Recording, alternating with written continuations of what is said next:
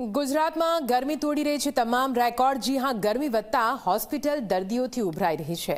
સુરતમાં સિવિલ હોસ્પિટલમાં દર્દીઓ ઉભરાયા। કાળઝાળ ગરમીથી સામાન્ય જનજીવન પર પડી રહી છે અસર। અનેક દર્દીઓમાં હીટ સ્ટ્રોકનું પ્રમાણ પણ જોવા મળ્યું છે। માથાનો દુખાવો અને ચક્કર આવવાની સમસ્યા પણ વધી છે। બીપીમાં વધઘટ અને ડિહાઇડ્રેશનની સમસ્યા પણ વધી। દર્દીઓને લાંબી લાઇનમાં ઊભા રહેવાનો વારો આવ્યો છે। કલાકોની લાઇન દર્દીઓની હાલત કફોડી થઈ રહી છે।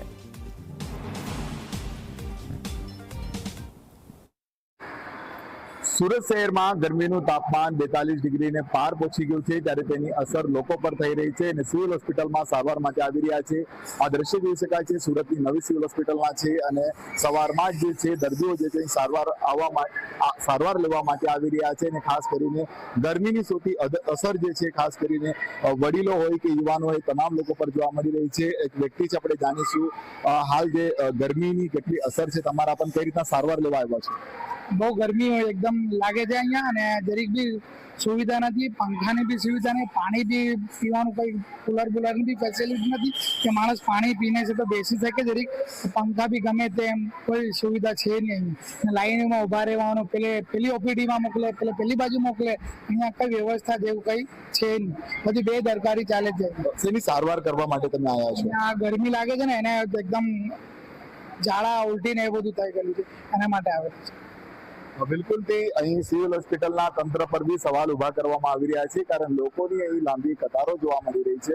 એટલે લોકોની માંગ છે કે અહીં લોકોની સુવિધા માટે પંખાની સુવિધા કરવામાં આવે, પરંતુ એક પંખો નજરે પડી રહ્યો છે, પરંતુ પંખાની હવા કઈ દિશામાં જઈ રહી છે એ તમે જોઈ શકો છો અને લાંબી કતારો જે છે અહીં જોવા મળી રહી છે અને લોકો જે છે એ સારવાર માટે જે છે આવી રહ્યા છે।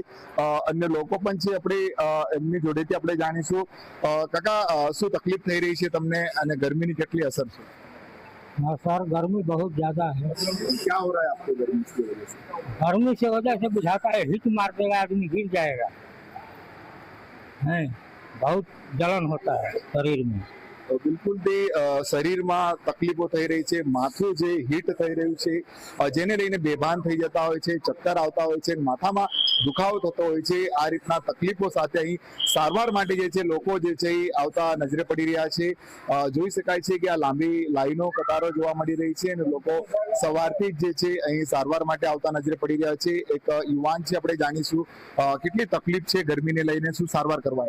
गर्मी बहुत ज्यादा है, थोड़ा लाइन भी है और थोड़ा सिर दुखता है, ये सब को से ना देखते हो कितना बहुत ज्यादा गर्मी पड़ रहा है। पंखा ये सब लगवाने का इधर का जरूरत है ना, बहुत ज्यादा इधर भी गर्मी। माथे को गर्मी की कितनी शरीर में असर हो रही है, किस तरह की यहाँ पे डॉक्टर को दिखाने आए हैं? बहुत ज्यादा इसीलिए तो दिखाने आए हैं ना, गर्मी बहुत ज्यादा है। બિલકુલ, તે લોકો પર વધુ અસર જે છે આ ગરમીની જોવા મળી રહી છે। આ રીતના જાતે લોકો રૂમાલ લઈને હવા ખાતા નજરે પડી રહ્યા છે, એટલે હોસ્પિટલમાં સારવાર માટે તો આવી રહ્યા છે, પરંતુ આ રીતના લાઈનમાં ઊભા રહેતી વખતે લોકોને હાલાકી વેઠવી પડી રહી છે। આ સ્થિતિ સુરતની નવી સિવિલ હોસ્પિટલની જે છે જોવા મળી રહી છે। દર્દીઓ હું તમને બતાવીશ કે આ રીતના 2 થી 3 લાઈનો જે છે અહીં જોવા મળી રહી છે અને તમામ લોકો અહીં સારવાર માટે આવ્યા છે, મહિલાઓ પણ છે। માસી, જણાવજો, ગરમી છે, કઈ રીતના સારવાર લેવા આવ્યા છો? મને છે ને કમરનો દુખાવો છે અને આ ગરદનનો દુખાવો છે અને બીપીની તકલીફ છે। ગરમીના લીધે પ્રેશરની વધુ તકલીફ થતી હશે? એનું ગભરામણ થાય।